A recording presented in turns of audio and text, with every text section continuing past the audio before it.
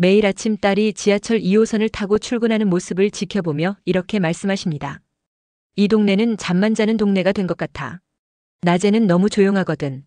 사실 이 말은 단순한 느낌이 아니라 실제 통계로도 확인되는 현실입니다. 잠만 자는 도시, 흔히 침상 도시라고 불리는 이런 지역은 낮에는 인근의 대도시로 출근하는 사람들이 빠져나가고 밤이 되면 다시 집으로 돌아와 주거지 기능만 수행하는 도시를 말합니다. 특히 경기도 일대의 신도시들, 예컨대 고양, 남양주, 김포, 화성의 일부 지역은 서울의 주거 수요를 분산하기 위해 개발되었지만 여전히 지역 내 일자리는 부족한 상태입니다. 이런 도시들의 가장 큰 문제는 출퇴근 시간의 극심한 교통체증과 혼잡한 대중교통입니다. 시니어 입장에서 보면 자녀들의 출퇴근 시간이 길어지고 피로도가 누적되는 구조 속에 삶의 질이 떨어지고 있다는 우려가 점점 현실이 되고 있습니다. 그렇다면 반대로 자족도시란 무엇일까요? 자족도시는 주거 기능과 더불어 도시 안에 충분한 일자리를 가지고 있어 주민들이 외부로 출퇴근하지 않아도 되는 구조입니다. 서울 송파구에 거주하는 75세 이상 장영호 어르신은 이렇게 말합니다. 우리 아들은 걸어서 직장 다녀요. 그게 얼마나 큰 복인지 이제야 알겠더라고요. 이러한 직주 근접은 단순히 통근 시간이 줄어드는 것을 넘어 주거 만족도와 지역 경제의 자립도에까지 긍정적인 영향을 줍니다. 실제로 최근 통계청이 발표한 지역활동 인구 비율이라는 지표를 보면 해당 도시가 침상 도시인지 자족 도시인지를 구체적으로 파악할 수 있습니다. 이 지표는 특정 지역에 거주하는 15세 이상 인구 대비 해당 지역 내에서 실제로 경제활동을 하는 인구 비율을 나타냅니다. 예를 들어 어떤 도시의 지역활동 인구 비율이 100%를 넘는다면 외부에서 일하러 들어오는 사람이 많다는 뜻이고 이는 일자리가 풍부한 도시임을 의미합니다. 반대로 100% 미만이라면 많은 사람들이 다른 지역으로 출근하는 구조, 즉 배드타운의 전형적인 형태로 해석할 수 있습니다. 서울 중구는 이 비율이 무려 334%에 달합니다. 강남구 역시 233%를 기록하며 전국 최고 수준의 자족성을 보여주고 있습니다. 반면 수도권 외곽의 일부 신도시들은 여전히 80% 안팎으로 인구는 많지만 일자리는 부족한 구조를 유지하고 있습니다. 이런 정보는 단지 젊은 세대만 알아야 할 문제가 아닙니다. 시니어 세대도 지금 거주지를 어떻게 유지하거나 자녀 세대가 어디서 살아야 할지를 고민할 때 매우 중요한 기준이 됩니다. 혹시 자녀가 직장까지 왕복 2시간을 넘게 쓰고 있다면, 혹시 손주를 돌봐주는 도중에도 매일 아침 전쟁 같은 출퇴근을 지켜보고 있다면 지금 사는 도시가 침상 도시는 아닌지 한 번쯤 점검해 보셔야 합니다. 최근 평택으로 이사간 아들 부부의 출퇴근 이야기를 듣고 놀라움을 감추지 못했습니다. 거긴 회사도 근처고 아침마다 지옥철 탈 일도 없다더라고요. 실제로 많은 시니어 부모님들이 자녀의 일자리 문제와 주거 환경을 함께 고민하고 있습니다. 오늘 영상에서는 일자리가 많은 도시와 일자리가 부족한 도시, 즉 자족도시와 침상도시를 지역활동 인구 비율이라는 공식 지표를 바탕으로 비교해 봅니다. 영상의 목적은 단순한 순위 소개가 아니라 시니어 여러분이 자녀의 거주지를 평가할 때 무엇을 기준으로 삼아야 하는지를 함께 살펴보는 데 있습니다. 먼저 자족도시 중 일자리와 인프라가 잘 갖춰진 7위는 경기도 화성시입니다. 동탄 신도시를 중심으로 인구가 폭발적으로 늘고 있으며 삼성전자와 현대자동차 등 대기업의 본사와 협력업체가 집중된 산업도시입니다. 지역활동 인구 비율은 108%로 거주 인구보다 더 많은 사람들이 일하러 모여드는 도시로 평가받고 있습니다. 반대로 일자리가 부족한 침상도시 7위는 경기도 의왕시입니다. 자연환경과 교통 접근성은 우수하지만 산업 기반보다는 주거 기능 중심으로 개발된 지역입니다. 최근에도 백옥밸리 등 도시 개발은 진행 중이지만 여전히 지역활동 인구 비율이 86%로 많은 주민이 외부로 출퇴근하고 있는 실정입니다. 자족도시 6위는 경기도 평택시입니다. 삼성 반도체 공장과 미군 기지를 중심으로 대규모 일자리가 창출되고 있고 1990년대 30만 명대였던 인구는 최근 60만 명을 눈앞에 두고 있습니다. 고덕 국제 신도시 개발과 산업 확장 덕분에 지역활동 인구 비율은 109%로 안정적인 일자리 도시로 자리매김하고 있습니다. 반면 침상도시 6위는 고양시입니다. 서울과 가까운 입지 덕분에 일산 신도시와 같은 대규모 주거단지가 조성됐지만 여전히 많은 시민이 서울로 출퇴근하고 있어 자족 기능은 다소 미흡합니다. 지역활동 인구 비율은 85.7%로 거주 인구 대비 지역 내 경제활동 참여도가 낮은 편에 속합니다. 자족도시 5위는 안성시입니다. 평택과 인접한 도시로 물류와 반도체 관련 기업들이 집중되고 있으며 산업단지 유치를 통해 일자리가 꾸준히 늘고 있습니다.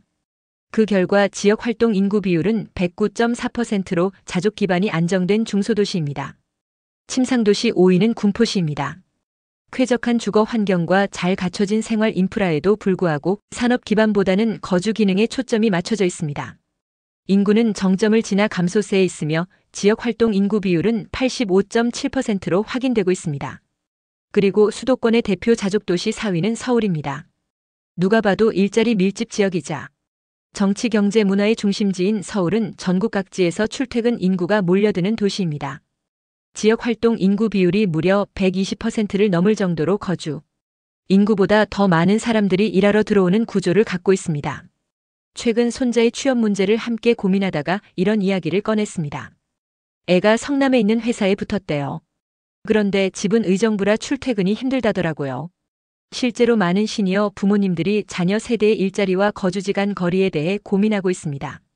이번 영상에서는 수도권의 대표 자족도시와 침상도시, 즉 일자리는 많고 직주 근접이 가능한 도시와 주거 기능만 발달해 외지로 출퇴근해야 하는 도시들을 지역 활동 인구 비율이라는 지표를 기준으로 비교해 봅니다. 이 지표는 15세 이상 인구 중 해당 지역 내에서 경제 및 사회 활동을 하는 사람의 비율을 수치로 보여주는 것으로 100%를 넘으면 일자리가 많다는 뜻이고 100% 미만이면 외부 출근자 비율이 높다는 의미입니다. 서울특별시는 이 지표에서 112.4%를 기록하며 자족도시 4위에 올랐습니다. 많은 사람이 알고 있듯 서울은 대한민국의 경제 중심지로 수도권 전역에서 일하러 들어오는 인구가 거주 인구를 크게 웃돌고 있습니다. 반면 경기도 수원시는 거주 인구 중심도시 4위로 나타났습니다.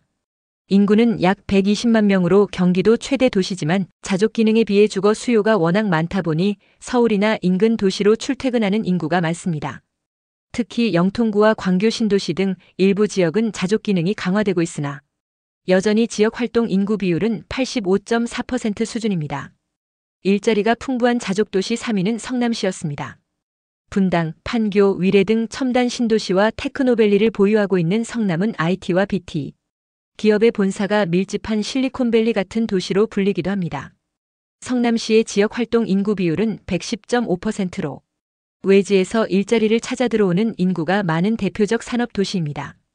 반대로 침상도시 3위는 경기도 오산시입니다. 비교적 저렴한 주거비와 교통 인프라 덕분에 인근 화성이나 평택으로 출퇴근하는 거주민이 많고 도시 자체의 자족 기능은 아직 부족한 상태입니다. 오산시의 지역 활동 인구 비율은 81.4%로 많은 시민이 외지에서 일자리를 찾고 있는 전형적인 침상도시 구조입니다.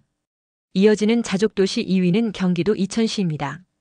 이천은 SK하이닉스를 중심으로 반도체 산업이 강하게 뿌리내린 산업도시로 과거 농업 이미지에서 벗어나 첨단 산업 중심 도시로 성장하고 있습니다. 외부 인구 유입이 활발해 지역 활동 인구 비율은 무려 122.1%를 기록하고 있으며 이는 외부에서도 이천으로 일하러 오는 사람이 많다는 것을 의미합니다. 이에 반해 거주 인구 중심 도시 2위는 경기도 의정부시입니다. 경기 북부를 대표하는 중심 도시로 행정기관과 주거단지는 많지만 산업 기반이 상대적으로 약해 많은 시민이 서울로 출근하고 있습니다. 현재 인구는 약 46만 명이며 지역 활동 인구 비율은 80.9%로 나타났습니다. GTX-C 연장이나 미군 기지 이전 부지 개발 등 변화가 기대되지만 아직은 주거 중심 도시로 분류됩니다. 그리고 자족도시 1위는 경기도 과천시가 차지했습니다. 인구는 약 8만 명으로 도시 규모는 작지만 정부 과천청사와 관련 공공기관, 연구시설, 대형시설 종사자 등이 밀집해 있어 일자리 비중이 높습니다. 지역활동 인구 비율은 122.4%로 도시 내 일자리가 외부 인구를 끌어들이는 대표적 자족도시입니다. 이 내용을 정리해보면 한 가지 분명한 결론이 나옵니다. 자녀의 삶의 질을 결정짓는 건 단순히 좋은 집이 있는지가 아니라 좋은 일자리가 근처에 있는지 여부입니다. 또한 직장과 가까운 도시는 시간과 에너지를 아끼게 하고 결국 가족 모두의 삶의 질로 이어진다는 사실입니다. 집값은 괜찮은데 출퇴근이 너무 멀어서 매일 새벽같이 나가더라고요. 그게 무슨 사는 건지 모르겠어요. 이처럼 수도권의 일부 지역은 잠만 자는 도시로 불릴 정도로 주거만 있고 일자리는 부족한 침상도시로 분류됩니다. 이번 영상에서는 그런 침상도시의 대표 사례로 구리시를 중심으로 살펴보았습니다. 경기도 구리시는 서울과 붙어 있어 일찍이 수도권 베드타운으로 개발된 도시입니다. 인구는 2008년을 정점으로 감소하다가 갈매지구 입주로 잠시 반등했지만 현재는 다시 18만 명 선으로 내려온 상태입니다. 지리적으로는 서쪽과 남쪽으로 서울과 접하고 있고 동쪽과 북쪽으로는 남양주와 맞닿아 있습니다. 수도권에서는 접근성이 매우 뛰어난 지역이지만 문제는 도시 내부의 일자리가 턱없이 부족하다는 점입니다. 구리시는 통계청이 발표한 지역 활동 인구 비율에서 80.7%를 기록하며 수도권에서 가장 낮은 수치를 나타냈습니다. 다시 말해 거주 인구의 약 20%는 일자리를 찾아 매일 타 지역으로 출근한다는 뜻이며 이는 명백히 침상 도시의 특성을 보여줍니다. 서울의 핵심 업무지구로 빠르게 이동할 수 있는 교통망이 갖춰져 있다는 장점이 오히려 도시 자족 기능이 약해지는 배경이 되기도 했습니다. 반면 일자리가 풍부한 자족 도시들은 확연히 다른 특징을 가지고 있었습니다. 이들 도시는 대부분 대규모 산업단지, 글로벌 기업 본사, 정부 기관 또는 첨단 기술 기업이 밀집한 지역이었습니다. 대표적으로 화성, 과천, 성남, 이천 등은 외부 인구가 유입될 만큼 일자리가 많아 지역 활동 인구 비율이 100%를 훌쩍 넘는 수치를 기록했습니다. 실제로 성남시의 경우 110%를, 이천시는 122%를 기록하며 이 도시들에 거주하지 않는 사람들조차도 일자리를 찾아 몰려드는 상황이었습니다. 이에 반해 구리, 오산, 의정부, 군포 등은 주택 공급은 활발했지만 지역 내 산업 기반이 약해 외부로 출근하는 사람이 훨씬 많은 전형적인 베드타운이었습니다. 이들은 서울과 가까운 이점을 활용해 주거 기능만 빠르게 확장했지만 경제적 자립 기반을 충분히 마련하지 못했습니다. 그 결과 이들 도시에서는 출퇴근 시간대에 심각한 교통 정체와 지하철 혼잡이 반복되고 있으며 이는 곧 삶의 질 저하로 이어지고 있는 실정입니다. 결국 도시의 미래 가치는 단순히 몇 채의 아파트가 더 들어서느냐보다 얼마나 양질의 일자리가 지역 내에 존재하느냐에 따라 달라집니다. 자녀나 손주 세대의 삶을 고려할 때 단지 집값이 저렴하다는 이유만으로 지역을 선택하기보다는 직장과의 거리, 자족 기능 여부까지 꼼꼼히 따져보는 안목이 필요합니다. 이제는 도시 정책도 변해야 합니다. 주택만 늘리는 방식에서 벗어나 일자리, 교통, 주거, 문화생활이 함께 조화를 이루는 통합적인 도시 계획이 요구되는 시점입니다. 이 균형이야말로 한 세대가 도시 안에서 평생 머물며 삶을 영위할 수 있는 기반이 되기 때문입니다. 오늘 소개해드린 정보가 도시를 선택하거나 이사를 고민하고 계신 분들께 조금이나마 도움이 되었기를 바랍니다. 시청해주셔서 감사합니다. 도움이 되셨다면 구독과 좋아요 부탁드립니다.